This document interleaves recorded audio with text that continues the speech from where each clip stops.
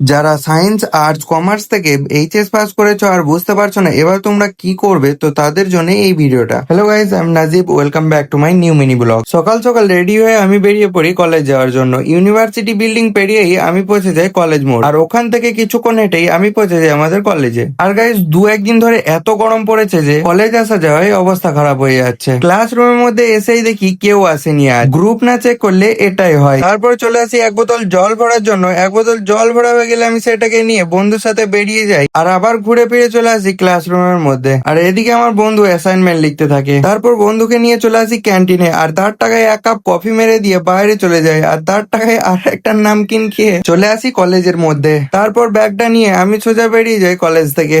আর guys, যারা science arts আর কমার্সের background থেকে আছো আর বুঝতে পারছো না যে তোমরা এবার কোন দিকে আগাবে, তাহলে তোমরা আমাকে ডাইরেক্ট ডিএম করো, আমি তোমাদেরকে পার্সোনালি গাইড করে দেবো। আর কেউ যদি কলকাতার মধ্যে কোনো কলেজে পড়তে চাও আর ডোনেশনের জন্য ভর্তি হতে পারছো না, তারাও আমাকে ডিএম করতে পারো। তারপর রুম পৌঁছে আমি চলে আসি হোটেলে, আর সেখান থেকে সবজি ভাত নিয়ে খেতে বসে পড়ি। আর এদিকে দেখি কিছু জন আমাকে দেখছে, তাদেরকে ইগনোর করে খাওয়া দাওয়া হয়ে গেলে আমি সেখান থেকে বেরিয়ে যাই। আর তারপরই ওয়েলএক্স থেকে একটা কল আসে এই বক্সটা নেওয়ার জন্য, ব্যাটারি বক্স, সেই জন্য বিক্রি করে দিতে চাইছি। তারপর সেখান থেকে চলে আসি রুমে, আর সন্ধ্যাবেলায় চলে আসি ছাদে। তো আজকের মতো ব্লগটা এত দূরই, দেখা হচ্ছে নেক্সট ব্লগে, টাটা।